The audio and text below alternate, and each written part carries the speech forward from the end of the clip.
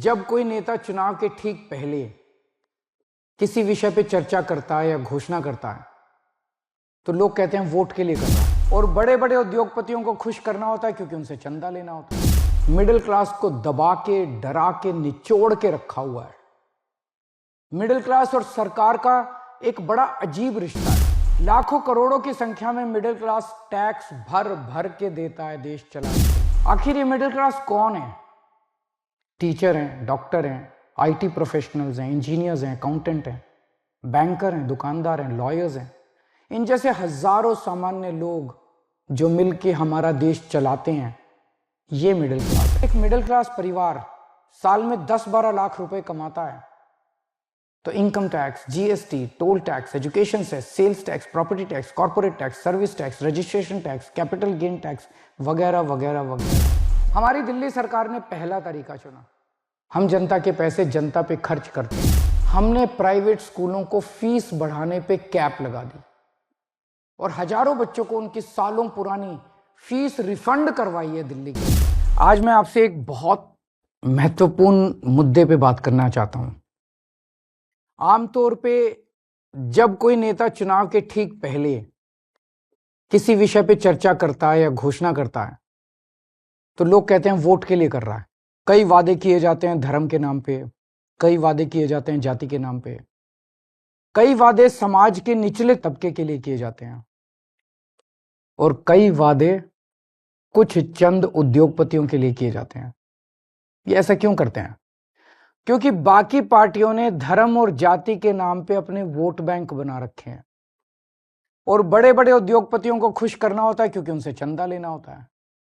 तो ये एक तरह से बड़े उद्योगपति उनके नोट बैंक हैं और बाकी लोग उनके वोट बैंक हैं। इस वोट बैंक और नोट बैंक के बीच में एक बहुत बड़ा ऐसा वर्ग है जो पिस के रह गया है। वो ना इधर का है ना उधर का है और ये वर्ग है भारत का मिडिल क्लास। कोई भी पार्टी आज मिडिल क्लास के हित की बात करने को तैयार नहीं है। ऐसा क्यों है? आजाद भारत के 75 वर्ष में एक के बाद दूसरी पार्टी आई, एक सरकार के बाद दूसरी सरकार आई और इन सब लोगों ने मिडिल क्लास को दबा के, डरा के, निचोड़ के रखा हुआ है। मिडिल क्लास और सरकार का एक बड़ा अजीब रिश्ता है। मिडिल क्लास के लिए ये लोग कुछ करते तो नहीं है, लेकिन जब जब सरकार को इनकी जरूरत पड़ती है तब तब मिडिल क्लास के ऊपर सरकार हथियार चला देती है, चाकू चला देती है और ये हथियार है टैक्स। लाखों करोड़ों की संख्या में मिडिल क्लास टैक्स भर भर के देता है देश चलाने के लिए, लेकिन बदले में मिडिल क्लास को क्या मिलता है? कुछ नहीं। भारत का मिडिल क्लास सरकार का सिर्फ और सिर्फ एक एटीएम बन के रह गया है। सच बात तो यह है, the Indian middle class is victim of tax terrorism. आखिर ये मिडिल क्लास कौन है? टीचर हैं, डॉक्टर हैं, आईटी प्रोफेशनल्स हैं, इंजीनियर्स हैं, अकाउंटेंट हैं, बैंकर हैं, दुकानदार हैं, लॉयर्स हैं। इन जैसे हजारों सामान्य लोग जो मिलके हमारा देश चलाते हैं, ये मिडिल क्लास है। और इन सब के मतलब मिडिल क्लास के क्या सपने होते हैं? उनके कोई बहुत बड़े सपने नहीं है। वो अपने लिए एक अच्छी नौकरी या बिजनेस चाहते हैं, एक अपना घर चाहते हैं, बच्चों के लिए अच्छी शिक्षा चाहते हैं। ये सब चाहते हैं कि उनका परिवार हमेशा स्वस्थ रहे, सुरक्षित रहे।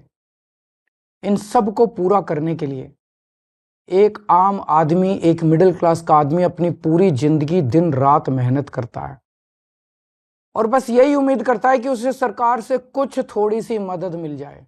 लेकिन सच क्या है? आज अधिकतर सरकारें ना उनके लिए अच्छे स्कूल बना रही हैं, ना उनके लिए अच्छे अस्पताल बना रही है, ना उनको रोजगार दे पा रही है और ना उन्हें सुरक्षा दे पा रही है, ना क्राइम को कंट्रोल कर पा रही है। सच्चाई है कि इस वर्ग को सबसे ज्यादा हमारे देश में परेशान किया जाता है और कोई देश नहीं है जहां मिडिल क्लास को इतना परेशान किया जाता हो। आपको पता है, अगर एक मिडिल क्लास परिवार साल में 10-12 लाख रुपए कमाता है तो income tax, GST, toll tax, education cess, sales tax, property tax, corporate tax, service tax, registration tax, capital gain tax वगैरह वगैरह वगैरह, ये सारे टैक्स मिला के एक मिडिल क्लास की 50% से ज्यादा आमदनी केवल और केवल सरकार को टैक्स देने में चली जाती है। अब तो दूध पे भी टैक्स लगता है, दही पे भी टैक्स लगता है, पॉपकॉर्न पे भी टैक्स लगता है, यहां तक कि पूजा के सामान पे भी टैक्स भरना पड़ता है।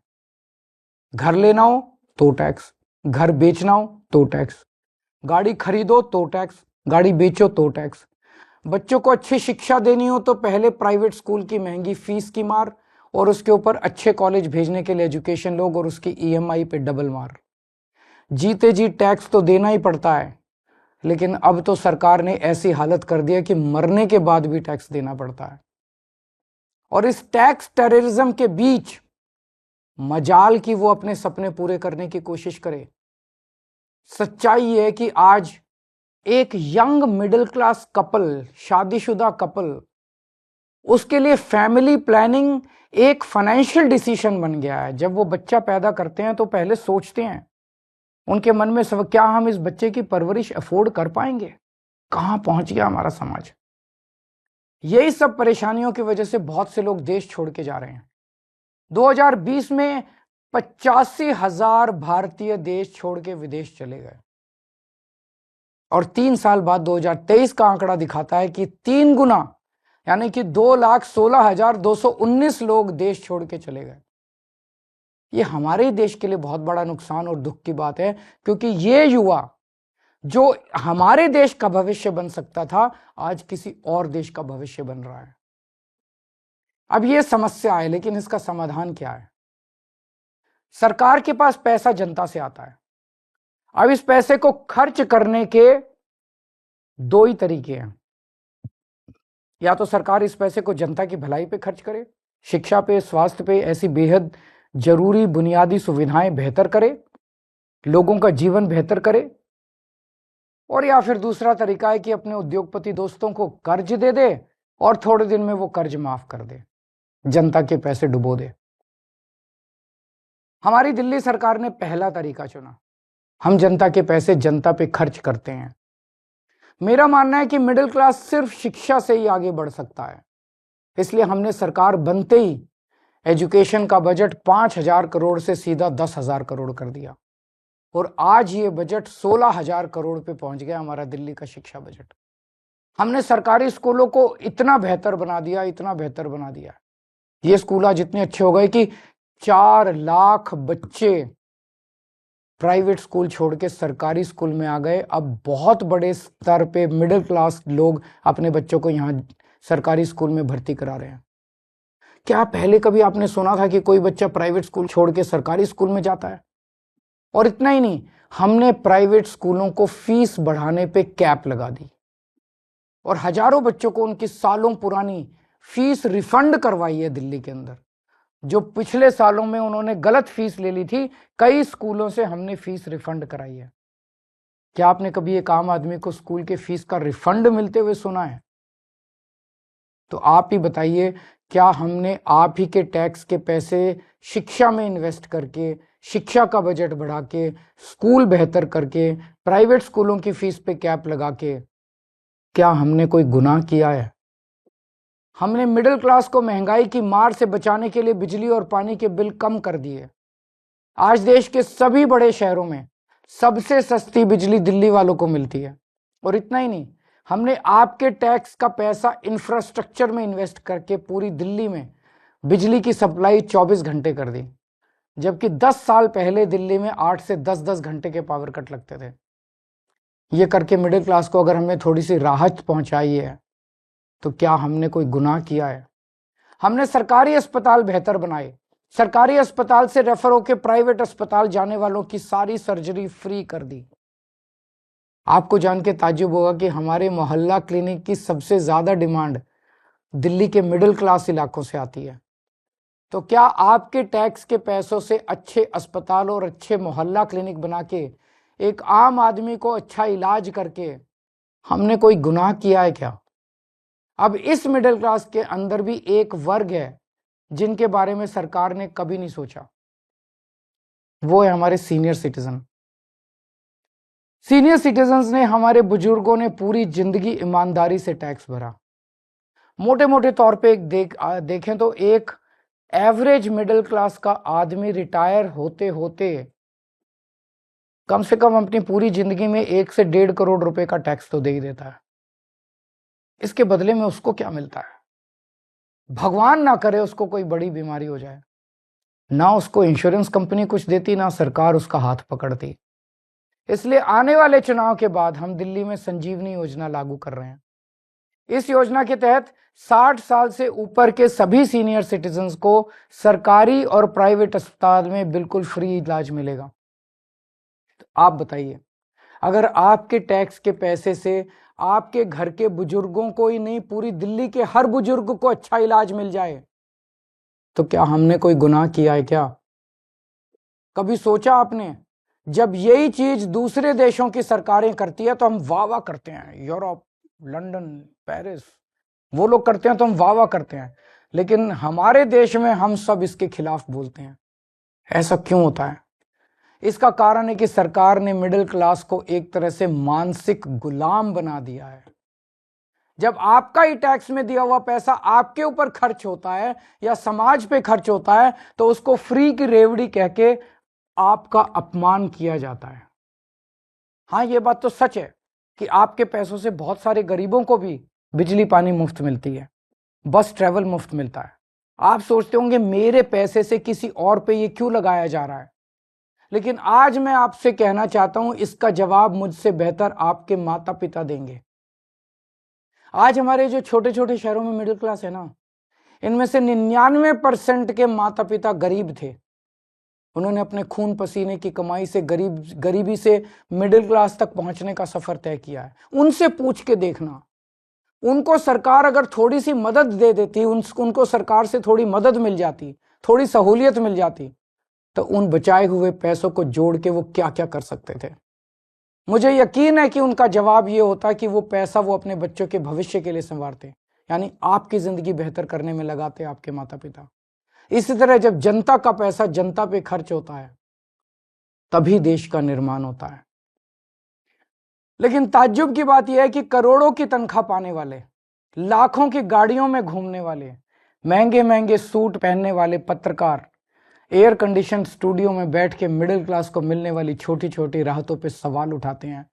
बड़े बड़े सरकारी कोठियों में रहने वाले नेताओं को आप ही के पैसों से फ्री बिजली मिलती है, आप ही के पैसे से फ्री पानी मिलता है, आप ही के पैसे से ऐशो आराम की सारी सुविधाएं मिलती है, तब उसे फ्री की रेवड़ी नहीं कहते। हमने दिल्ली में मिडिल क्लास को राहत देने की पूरी कोशिश की और आगे भी हम करते रहेंगे। मिडिल क्लास को ऊपर पहुंचाने में कोई कसर नहीं छोड़ेंगे, उनको राहत देने में कोई कसर नहीं छोड़ेंगे। और आज हम केंद्र सरकार से भी ये अपील करते हैं कि हमारे देश के असली सुपर पावर भारत के मिडिल क्लास को पहचाने। आज मैं ये ऐलान करता हूं कि मैं और आम आदमी पार्टी सड़क से लेके संसद तक मिडिल क्लास की आवाज बनेंगे, उनकी आवाज उठाएंगे, उनके मुद्दों को उठाएंगे। आज से 2 हफ्ते के बाद देश का अगला बजट आने वाला है। इस लोकसभा के सत्र में आम आदमी पार्टी के सांसद मिडिल क्लास के मुद्दे संसद में उठाएंगे। मिडिल क्लास की आवाज की गूंज अब संसद में सुनी जाएगी। हम ये मांग करते हैं कि देश का अगला बजट मिडिल क्लास को समर्पित हो। आज मैं केंद्र सरकार से 7 डिमांड कर रहा हूं, 7 पॉइंट डिमांड्स मिडिल क्लास की तरफ से। पहला, शिक्षा का बजट 2% से बढ़ा के 10% किया जाए, प्राइवेट स्कूलों की फीस पे लगाम लगाई जाए पूरे देश में। दूसरा, उच्च शिक्षा के लिए, हायर एजुकेशन के लिए सब्सिडी और स्कॉलरशिप्स दी जाएं। तीसरा, हेल्थ का बजट भी बढ़ा के 10% किया जाए और हेल्थ इंश्योरेंस से टैक्स हटाया जाए। चौथा, इनकम टैक्स की छूट की सीमा को 7 लाख से बढ़ा के कम से कम 10 लाख किया जाए। पांचवा, एसेंशियल कमोडिटीज के ऊपर, आवश्यक वस्तुओं के ऊपर से जीएसटी खत्म किया जाए। छठा, सीनियर सिटीजन्स के लिए मजबूत रिटायरमेंट प्लान और पेंशन की योजनाएं बनाई जाएं और देश भर में सभी सरकारी और प्राइवेट अस्पतालों में सीनियर सिटीजन्स को मुफ्त और अच्छा इलाज दिया जाए। और सातवां, बुजुर्गों को पहले रेलवे में 50% कंसेशन मिलता था जो बंद कर दिया गया, उसे दोबारा चालू किया जाए। ये है हमारा मिडिल क्लास का मैनिफेस्टो। अगर आप हमारे मिडिल क्लास मैनिफेस्टो से सहमत हैं तो हमारी वेबसाइट middleclassmanifesto.com पर साइन करें और आप अपनी भी आवाज केंद्र सरकार तक पहुंचाएं। अगर देश का पूरा मिडिल क्लास एक साथ एकजुट होकर अपनी आवाज उठाएगा तो सरकार की हिम्मत नहीं है कि वो आपकी आवाज ना सुने। सरकार को आपकी आवाज सुननी पड़ेगी। नमस्कार।